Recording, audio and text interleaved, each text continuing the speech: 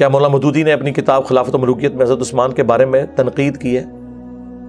یہ جھوٹ ہے جی، آپ خود پڑھ کے دیکھ لیں۔ میرے پاس ایک بھائی آئے، مجھے تو خیر بعد میں پتا چلا ان کا تعلق داعش کے ساتھ تھا، تو عرب ملکوں سے یہاں آئے، وہ عرب میں ہی پیدا ہوئے تھے، اردو بھی ان کو اچھی آتی تھی کیونکہ ان کے ماں باپ پاکستانی تھے، تو اور عربی ان کی ایک نیٹو لینگویج بن چکی بھی تھی، اور دنیاوی طور پہ پڑھے لکھے بھی تھے، انگریزی بھی ان کو آتی تھی۔ تو میرے ایک دوست کے ریفرنس سے مجھے ملنے آئے کسی کام کے سلسلے میں، تو آتے ہی انہوں نے یہ بات کی۔ یہ بات آپ نے غور سے سننی ہے، بڑی حیران کن بات میں آپ کو بتانے لگا، اور یہ میرے خیال ہے میں پہلی دفعہ آن ایئر کرنے لگا ہوں، آپ کی اس بات سے مجھے یاد آ گیا۔ تو مجھے کہنے لگے کہ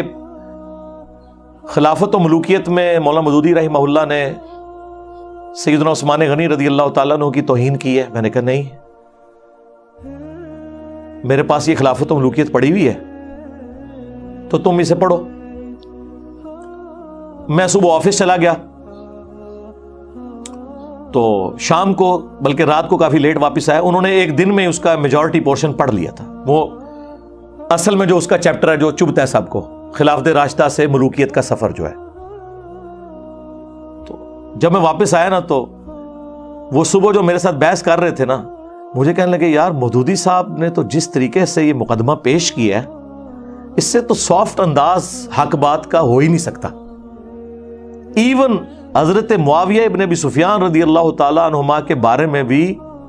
انہوں نے اتنی سافٹ لینگویج یوز کی ہے، اگرچہ انہوں نے غلطیاں ہائی لائٹ کی ہیں، کہ اس سے سافٹ لینگویج ہو ہی نہیں سکتی۔ یہ جتنے لوگ ہیں نا، بس وہ جس نے میرے بارے میں کہہ دیا قادیانی ہے، حالانکہ جو قادیانیوں کے خلاف مہم چلا رہے ہیں، ہم نے تو ان کی منجی ٹھوک دی ہے کہ تمہارے ابے بھی چشتی رسول اللہ اشرفی رسول اللہ پڑھا کے گئے ہیں، تو غلام احمد قادیانی دجال تو شاہی کوئی نہیں ہے، ہم تو ختم نبوت کے اوپر کام کر رہے ہیں۔ اچھا، وہ تو جب کوئی سنتا ہے تو پتہ چلتا ہے۔ تو مجھے کہنے لگا یار یہ تو مودودی صاحب نے تو بہت زبردست لکھا ہے۔ میں نے کہا سیدنا عثمان کے حوالے سے کہتے ہیں وہ جو کچھ انہوں نے لکھا ہے، آپ تو خیر پوری تحقیق کے ساتھ خلافت و ملوکیت جو نئی چھپی ہے نا، اس میں پورے حوالے بھی نیچے لکھے ہوئے ہیں، اس میں بھی تھے، اب تو بہت تفصیل سے، باقی میرا کربلا والا ریسرچ پیپر میں تو 200 حدیث ہیں۔ تو مجھے کہنے لگا یار ایک مسئلہ مجھے آج سمجھ آیا ہے، جو میں بڑا حیران ہوا تھا۔ میں نے کہا کیا؟ وہ کہنے لگا کہ جب داعش کی فوجیں داخل ہوئیں عراق کے اندر، شام کے اندر نا، تو کئی لوگ جو ہے نا وہ حضرت علی ابن ابی طالب کے اوپر لعنت کرتے تھے انہیں خوش کرنے کے لیے۔ تو وہ کہتا ہے کہ ایک آدھ سفر میں میں بھی ساتھ تھا، تو جب انہوں نے حضرت علی پہ لعنت کی تو ہم سب لوگوں نے تو اپنے کانوں کو ہاتھ لگایا، کیونکہ سنی تو حضرت علی کی رسپیکٹ کرتے ہیں۔ یعنی یہ آج کے جو سنی ہیں ان کو آپ بنو امیہ تو نہ سمجھیں، بنو امیہ کی بھی دال گلی، تو اگر ان کی دال گلی ہوتی تو بخاری مسلم میں سب و شتم کی روایتیں تو نہ لکھتے، اور بنو امیہ کا رد تو نہ کرتے امام بخاری امام مسلم حضرت علی کی شان میں حدیثیں لے کے۔ وہ کہنے لگا کہ ہم گاؤں میں داخل ہوتے تو وہ حضرت علی پہ لعنت کرتے، اور وہ لعنت کرنے والے کون؟ شیعہ، اور وہ کیوں کر رہے ہوتے تھے؟ تقیۃً۔ وہ یہ سمجھتے تھے کہ یہ بنو امیہ کے پیروکار ہیں، جس طرح بنو امیہ اپنے دور میں حضرت علی پہ لعنت کرواتی تھی تو لوگوں کو چھوڑا جاتا تھا، اور تقیۃً شیعہ علی لعنت کر لیتے تھے۔ ظاہر ہے سارے تو حجر ابن عدی تو نہیں ہوتے نا، کلمہ حق بلند کرنے والے،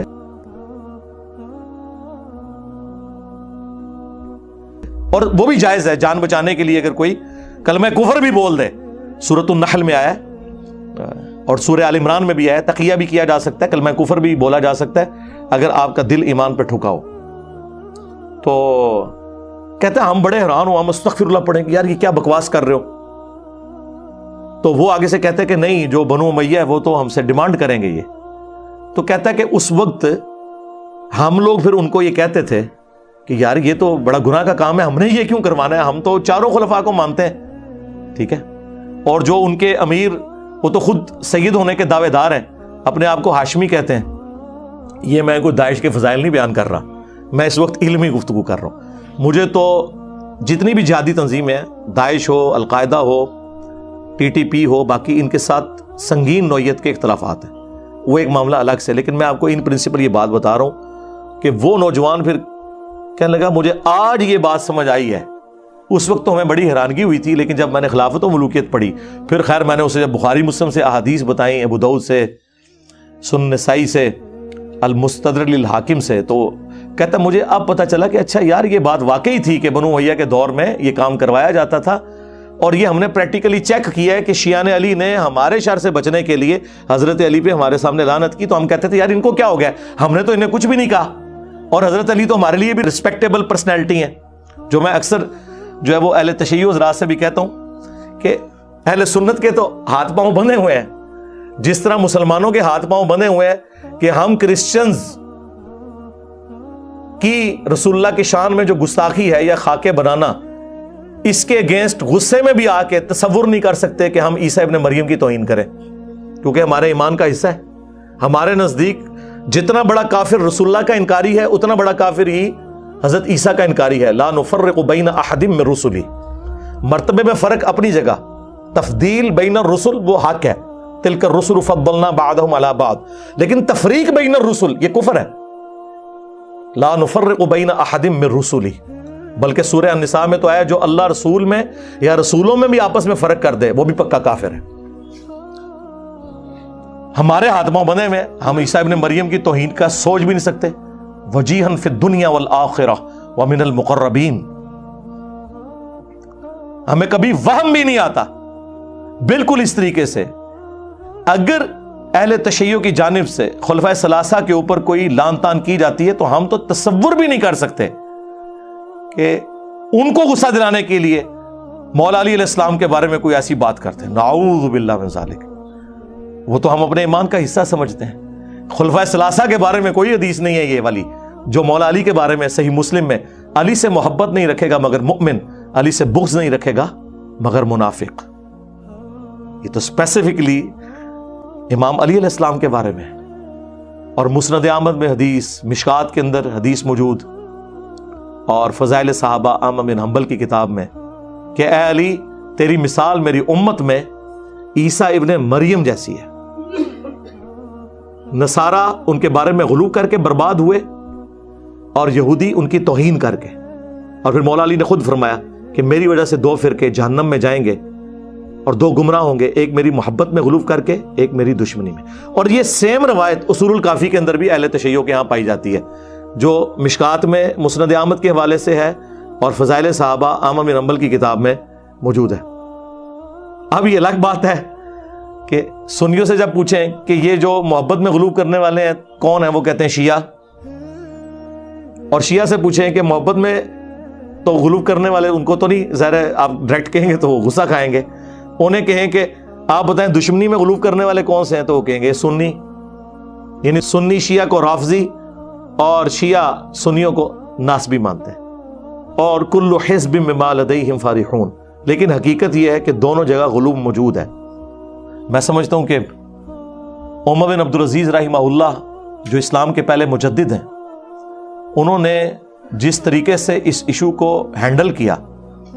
قیامت تک کے لیے اس فتنے کو دبا دیا جو بنو امیہ کے ممبروں سے لعنت ہوتی تھی 60 سال تک، اور انہوں نے سورۃ النحل کی وہ آیت خطبے میں داخل کی، ان اللہ یأمر بالعدل والاحسان۔